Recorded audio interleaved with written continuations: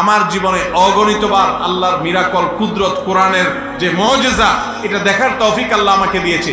কোরআন কিভাবে কাজ করে, জীবন্ত মুজিজা যদি আপনি দেখতে চান, আপনার বাসা ব্ল্যাক ম্যাজিক আছে, কোরআন দিয়ে ট্রিটমেন্ট করেন, আপনি আল্লাহর কুদরত দেখতে পারবেন। আমি অনেক কথা বলতে পারি, কিন্তু এখানে বলা ঠিক হবে না, আপনারা হজম করতে পারবেন না। আমার চোখে দেখা কুদরত, গত এক সপ্তাহের ভিতরে দেখা কুদরত এরকম আছে যে কোরআন কিভাবে কাজ করে, কিভাবে আমার ফ্যামিলিতে, আমার পরিবারে আমি দেখেছি বাসার মধ্যে যে আল্লাহর কুদরত কিভাবে আসমান থেকে নাজিল হওয়ার মতো বিষয়। আমি কঠিন কালো জাদু দ্বারা আক্রান্ত, এমত অবস্থায় নামাজ সহ প্রতিটা সৎ কাজ করতে পারছি না। আমার সুস্থ হওয়ার জন্য আমি কি আমল করতে পারি? ভাইরা আমার, প্রতিটা মাহফিলে আমি বলার চেষ্টা করি, খুব ভালো করে কান খাড়া করে শুনে রাখেন।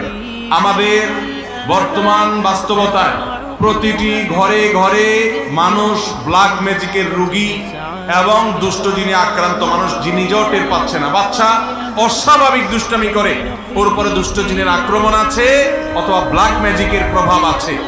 আমরা অনেকে এটাকে কুসংস্কার মনে করি। ইসলামের যদি কোনো জীবন্ত মুজিজা দেখতে চান, শুধু ব্ল্যাক ম্যাজিক এবং এটা ট্রিটমেন্ট দেখলেই হবে। আপনি আমার কথা শুধু অন্ধের মতো মানার দরকার নাই। আল্লাহর ওয়াস্তে যারা কোরআন হাদিসের আলোকে রুকিয়া করে, ঝাড়ফুঁক করে, এরকম দু চারজন ভালো ঝাড়ফুঁক, আবার ওই টাউটবাজ বা ফ্রড না, ভালো কোনো ঝাড়ফুঁক করে যারা কোরআন আয়াত থেকে ঝাড়ফুঁক করে, তাদের সাথে কিছুদিন থাইকা দেখেন। আমার এই দুই চোখ আমার জীবনে অগণিতবার আল্লাহর মিরাকল, কুদরত, কোরআনের যে মুজিজা, এটা দেখার তৌফিক আল্লাহ আমাকে দিয়েছে। কোরআন কিভাবে কাজ করে, জীবন্ত মুজিজা যদি আপনি দেখতে চান, আপনার বাসা ব্ল্যাক ম্যাজিক আছে, কোরআন দিয়ে ট্রিটমেন্ট করেন, আপনি আল্লাহর কুদরত দেখতে পারবেন।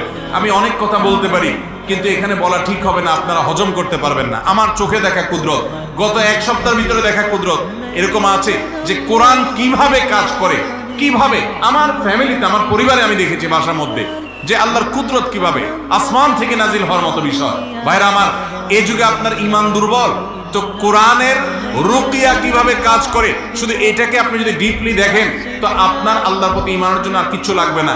সায়েন্স বা বিজ্ঞান এখনো পর্যন্ত জিনের অস্তিত্বকে অস্বীকার করে। কোরআনে সূরা জিন আল্লাহ তাআলা জিনের কথা বলছেন। এই একটা বিষয় আপনি শুধুমাত্র যদি জিনের অস্তিত্ব আপনি অনুভব করবেন, যদি নিয়ত করেন, আপনি জিনে ধরা, অনেক লোক আছে মানসিক রোগীকে জিনে ধরা রোগী বানায় দেয়, অনেকে আছে সুস্থ মানুষকে জিনে ধরা রোগী বানায় দেয়, সেগুলো ভিন্ন কথা। রিয়েল জিনে ধরা রোগী এরকম যদি দু চারটার কাছে আপনি যান, দেখেন, তো আল্লাহর কালাম যে মহাসত্য এবং আমাদের সংশয় যে ভিত্তিহীন, এটা বোঝার জন্য আপনার যথেষ্ট হবে। তো যারা কালো জাদু দ্বারা আক্রান্ত হয়ে গেছেন বা আশঙ্কা করছেন, তাদেরকে বলবো ঘরে ঘরে কোরআন তেলাওয়াত চালান। ভাইরা আমার, আজ মুসলমানদের ঘর থেকে কোরআন তেলাওয়াত বিদরিত হয়ে গেছে, কোরআন তেলাওয়াত শেষ হয়ে গেছে, এই ঘরগুলোর সব শয়তান দখল করে ফেলেছে। প্রতিটা ঘরে ঘরে রোগী, কারণ তেলাওয়াত নেই। যে ঘরে উচ্চস্বরে কোরআন তেলাওয়াত হয়, প্রতিদিন সকাল, সন্ধ্যা, রাতে, শোয়ার আগে বিভিন্ন সময় কোরআন তেলাওয়াত হয়, পরিবারের একাধিক সদস্য তেলাওয়াত করেন, সেই ঘরে রহমতের ফেরেশতা থাকে এবং শয়তানের প্রভাব থাকে না। আমরা টেরও পাচ্ছি না। ঈমানের স্বাদ নাই, ইবাদতের স্বাদ নাই, আমলের স্বাদ নাই, নামাজের স্বাদ নাই, দোয়ার তৃপ্তি নাই। আমাদের ফাসিকি জিন্দেগি বেড়েই চলেছে, সন্তানরা অমানুষ হয়ে যাচ্ছে, স্বামী স্ত্রীর মধ্যে বনিবনা নাই, অশান্তি সর্বদিকে আমাদের। এর অন্যতম প্রধান কারণ হলো কোরআন পরিত্যাগ করা। আপনি যদি কোরআন তেলাওয়াত করেন, কোরআন বুঝেন, কোরআন আঁকড়ে ধরেন, কোরআনকে সামনে রাখেন, কোরআনকে চর্চার মধ্যে থাকেন, আমি নিশ্চিতভাবে আপনাকে বলতে পারি ইনশাআল্লাহ পৃথিবীর কোনো ব্ল্যাক ম্যাজিক আপনাকে আক্রমণ করতে পারবে। ব্ল্যাক ম্যাজিক থেকে বাঁচার জন্য আরেকটা গুরুত্বপূর্ণ আমল হলো আইয়ামে বীজের রোজা রাখা, চন্দ্র মাসের 13, 14, 15। এই 3 দিনে ব্ল্যাক ম্যাজিশিয়ানরা ম্যাজিক বেশি করে। ওই দিন যারা রোজা রাখে, আল্লাহ তাআলা তাদেরকে সেফ রাখেন। সকাল সন্ধ্যার দোয়া জিকিরগুলো নিয়মিত পড়বেন, বিশেষ করে রক্ষা কবচ দোয়াগুলো। ঘরে ঢুকতে বিসমিল্লাহ বলে ঢুকবেন এবং খাবার খেতে বিসমিল্লাহ বলে খাবেন। বাচ্চাদের সবাইকে অভ্যস্ত করবেন, বাসায় বিসমিল্লাহ ছাড়া কেউ ঢুকবে না, সালাম ছাড়া কেউ ঢুকবে না। টয়লেটের দরজাগুলো সব বন্ধ করে রাখবেন, দোয়া পড়া ছাড়া ঢুকবেন না, দোয়া পড়া ছাড়া বেরোবেন না। ইনশাআল্লাহ দুষ্ট জিন থেকে এবং ব্ল্যাক ম্যাজিক থেকে হেফাজত থাকবেন। আল্লাহ আমাদের সবাইকে হেফাজত রাখুন। এরপরে প্রশ্ন হলো, আমি একজন ছাত্র, জানতে চাচ্ছিলাম ইসলামে নাম রাখার বিধান সম্পর্কে। অনেক বড় বড় নামের জন্য নামের ভুল হয়ে যায়, সার্টিফিকেট, পাসপোর্ট ইত্যাদি সমস্যা হচ্ছে।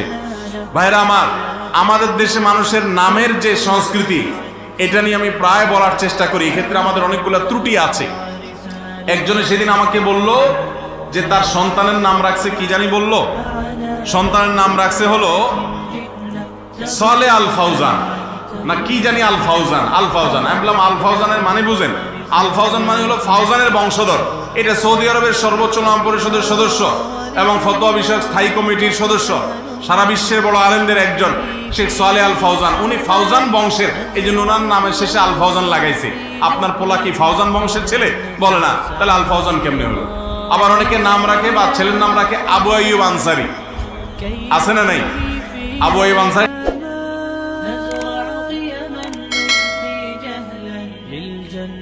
نسعى بنضال